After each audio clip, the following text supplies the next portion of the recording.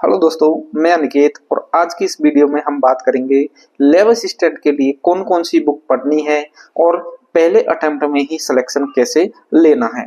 दोस्तों, मैं खुद एक लैब असिस्टेंट हूँ, 2020 में चयनित हुआ हूँ। तो उस मैंने जैसे तैयारी करी है उसी तैयारी के अनुरूप आपको सारी चीजें बताने वाला हूँ। दोस्तों, सबसे पहले मैं आपको बता देता हूँ कि भाई आप तैयारी कर रहे हो एकदम जीरो से, आपको कुछ नहीं आता, तो आपको सबसे पहले तो उसका सिलेबस निकाल लो। कोई सी भी भर्ती हो, मैं बता रहा हूँ आपको लैब असिस्टेंट के बारे में। लैब असिस्टेंट का आप सिलेबस निकाल लो। जैसे ही सिलेबस निकालोगे, सिलेबस का सबसे पहले तो आप रिव्यू एक तरीके से एनालिसिस कर लीजिए कि भाई इसमें कौन कौन से टॉपिक आ रहे हैं, कौन कौन सी सब्जेक्ट आ रही है। जैसे हमारा जो जीके का पार्ट है और उसमें कौन कौन से टॉपिक आ रहे हैं, राजस्थान जीके का कितना वेटेज है, इंडियन जीके का कितना वेटेज है, वर्ल्ड जीके का कितना वेटेज है और करंट अफेयर्स का कितना वेटेज है। इन सारी चीजें के लिए मैंने एक वीडियो भी बना दी है, उसका आपको लिंक डिस्क्रिप्शन बॉक्स में डाल दिया जाएगा। दूसरी दोस्तों, अब मैं आपको बताता हूं कि भाई कोई भी चीज है उसको पढ़ना कैसे है। अब जैसे आपने बुक उठा ली, एनालिसिस कर लिया, सिलेबस एनालिसिस कर लिया, बहुत अच्छे से हमने देख लिया कि भाई ये टॉपिक यहाँ है, ऐसे ऐसे ऐसे क्वेश्चन आते हैं। उसके बाद में एक चीज और बता देता हूं आपको कि भाई अगर आप तैयारी जीरो से कर रहे हैं तो सबसे पहले आप P/Q क्वेश्चन देखिए। प्रीवियस ईयर के जितने भी पेपर हुए हैं लैब असिस्टेंट के, उन पेपरों को निकाल लीजिए और निकालने के बाद उनमें से देखिए कि भाई किस टॉपिक से कितना वेटेज है, किस टॉपिक से कितने क्वेश्चन और कैसे आ रहे हैं। उन सारी चीजों का आपको पता लग जाएगा। उन सारी चीजों के एनालिसिस कर लोगे तो आपको ये चीज पता लग जाएगी कि भाई मुझे अब 2-3 महीने में ये चीज पढ़नी है। अब ये चीज का आपको अंदाजा लग गया, फिर आप बुक लीजिए, कोई भी पर्टिकुलर बुक ले लीजिए। ऐसा नहीं है कि 10 बुक लिया है, 20 बुक लिया है, सभी को नहीं पढ़ सकते हैं। आप फिक्स बुक रखिए। जैसे जीके के लिए अगर मैं बताऊं तो आपको एनसीईआरटी लेना है। 9-10 की अगर बेस अच्छा नहीं है तो आपका 9-10 की एनसीईआरटी ले लीजिए, या फिर लूसेंट ले लीजिए, या फिर कोई एक बुक जो भी पब्लिकेशन की कोई सी भी एक बुक ले लीजिए। उससे क्या होगा कि आप भटकना नहीं है।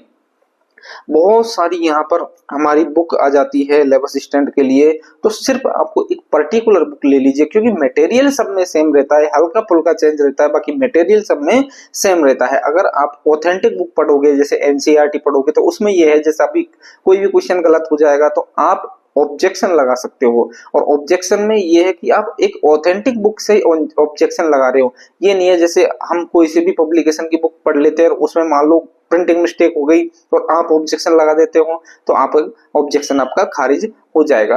तो इसलिए आपको एक ऑथेंटिक बुक पढ़नी है। सबसे पहले तो इस चीज का ध्यान रखना है। मैंने खुद ने एनसीईआरटी पढ़ी है। अब फिर आपको जैसे ये तो हुई हमारी जीके की बात। जीके में आपको जैसे कोई भी टॉपिक है पर्टिकुलर, आप एक एक टॉपिक रोज उठाइए। हिस्ट्री का हुआ, ज्योग्राफी का हुआ, या फिर आर्ट एंड कल्चर का हुआ, इनमें से रोज एक एक टॉपिक उठा लीजिए और रोज का पढ़ लीजिए। ऐसे कैसे मैंने तैयारी करी थी, जैसे जीके में कोई भी एक टॉपिक उठा लिया, उस टॉपिक को पढ़ा था, अच्छे से उस टॉपिक को पढ़ लिया। पढ़ने के बाद मैं टेस्ट देता था। टेस्ट जैसे ही टेस्ट में कोई भी क्वेश्चन में कोई भी कमी रहती थी तो मैं क्या करता, उन क्वेश्चनों को कॉपी में लिख लेता था। कॉपी में लिखने के बाद उनका रिव्यू करता था अच्छे से, भाई मेरे को कहाँ मिस्टेक लगी और कैसे लगी। तो उन चीजों को मैं अच्छे से दोबारा पढ़ लेता था। उससे क्या मेरा टॉपिक भी क्लियर और दोबारा एक तरीके से रिवीजन भी हो जाता था। ये सारी चीजें मैं करता था। दूसरी अगर मैं बात करूं, जैसे साइंस के बारे में अगर बात करूं, तो साइंस में आपको सिर्फ और सिर्फ अगर एनसीईआरटी पढ़ लोगे तो आपका एनसीईआरटी सफिशिएंट है। कहीं भी कोई भी पब्लिकेशन में मत जाइए। साइंस में अगर बायोलॉजी की अगर मैं बात करूं तो एनसीईआरटी इतनी अच्छी बुक है। मैंने खुद ने एनसीईआरटी पढ़ी और एनसीईआरटी से बाहर एक भी क्वेश्चन नहीं गया। तो आपको एनसीईआरटी ही पढ़नी है। 9-10 की उठा लीजिए, 11-12 की उठा लीजिए, क्योंकि 9-10 में से भी जो जनरल साइंस के 10 क्वेश्चन है वो वहीं से आएंगे और बहुत ही इजी क्वेश्चन आएंगे कि भाई मात्रक पूछ लेते हैं, धारा का मात्रक क्या है, इसका मात्रक क्या है, मतलब सिंपल क्वेश्चन आते हैं। तो ज्यादा हार्ड इसमें साइंस वाले पेपर में आपको नहीं लगेंगे, क्योंकि आपका जो सब्जेक्टिव पेपर है उसमें आप अच्छे से कर सकते हो। और दोस्तों, दूसरी चीज मैं आपको बता दूं, आपको क्या क्या चीजों का ध्यान रखना है। जैसे कई बार हम क्या करते हैं, जैसे अभी तैयारी शुरू करिए, अब तैयारी शुरू तो कर दी पर बीच बीच में क्या हमको डिप्रेशन आएगा। डिप्रेशन आता है कि भाई मेरा सिलेक्शन होगा या नहीं होगा, क्या होगा, अगर नहीं होगा तो क्या होगा। तो उन चीजों को अभी आप रिलैक्स फील होके एकदम माइंड फ्रेश होके पढ़ना। दूसरी एक चीज और मैं बता देता हूँ आपको, भाई पढ़ाई का जो शेड्यूल रखो वो आप मैक्सिमम टाइम अगर सुबह पढ़ सको तो सुबह ज्यादा से ज्यादा पढ़ो, क्योंकि मैं खुद सुबह 3 बजे उठ के पढ़ाई करता था, 3 से 9 बजे तक कंटिन्यू पढ़ता था। रात को जल्दी सो जाता, लगभग 9 बजे के करीब में सो जाता, क्योंकि रात को पढ़ाई नहीं होती। रात को हम पढ़ते हैं तो पूरा दिन का स्ट्रेस, फिर रात की पढ़ाई बिल्कुल ऐसी लगती है एकदम नल खाली खाली सी हो जाती है। तो सुबह अगर आप उठ के पढ़ोगे, फ्रेश माइंड से पढ़ोगे और फिक्स टाइम टेबल लगा लीजिए कि भाई इस टाइम पे इस सब्जेक्ट को पढ़ना है, इस टाइम पे इस सब्जेक्ट को पढ़ना है। और दूसरा, एक जैसे आज मैंने कोई भी टॉपिक पढ़ लिया, उसका हर क्वेश्चन वगैरह PYQ सारी चीजें लगा ली।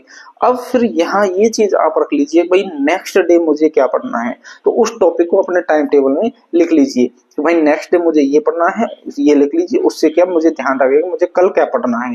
कई बार क्या हम कंफ्यूज होते रहते हैं, तो इससे क्या होगा, छोटे छोटे टॉपिक आप लोगे तो जल्दी सिलेबस कवर हो जाएगा एक तो आपका, नहीं तो आप कंफ्यूज ही रहोगे कि भाई इतना मैंने पढ़ा, याद हुआ नहीं हुआ। कई बार क्या होता है जीके हम पढ़ते रहते हैं पर याद बाद में अगर क्वेश्चन लगाते हैं तो याद होते ही नहीं है। वो सन वगैरह है, कौन सा राजा कब आया, कौन सा महाराजा कब आया, मेवाड़ का शासक में क्या हुआ, कौन से युद्ध कब हुआ, तो इन चीजों को क्या करना है आपको सेपरेट टॉपिक में पढ़ना है। भाई इतना सा टॉपिक पहले पढ़ लीजिए, उसका क्वेश्चन लगा लीजिए, उससे क्या हो आपको तुरंत के तुरंत याद हो जाएंगे।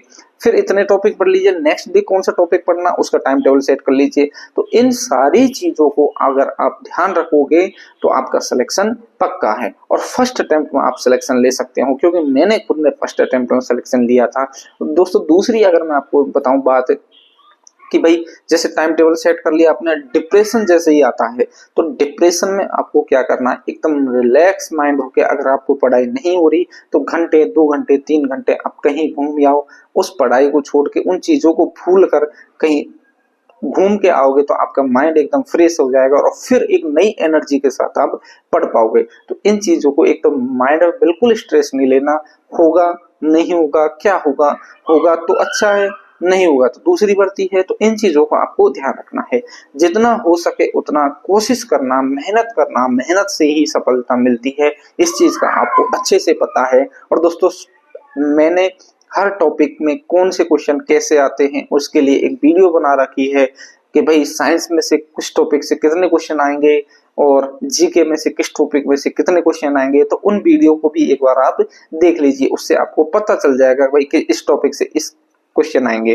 तो दोस्तों अगर वीडियो अच्छी लगे आपको तो चैनल को सब्सक्राइब, लाइक और शेयर जरूर कर देना। अगर आपका कोई भी डाउट हो तो आप कमेंट बॉक्स में कमेंट करके पूछ सकते हो। दोस्तों दूसरी अगर मैं आपको एक बात बताऊं, हमारे करंट अफेयर्स के लिए हम रोज अपने टेलीग्राम चैनल पर रोज डालेंगे और रोज डालने की भी कोशिश करेंगे। मैं खुद भी यहाँ पढ़ाने की कोशिश करूंगा। अभी थोड़ा हमारे क्या बोर्ड एग्जाम चल रही है, उनमें मैं बिजी हूँ, इसलिए थोड़ा सा टाइम नहीं दे पा रहा हूँ। थैंक यू दोस्तों।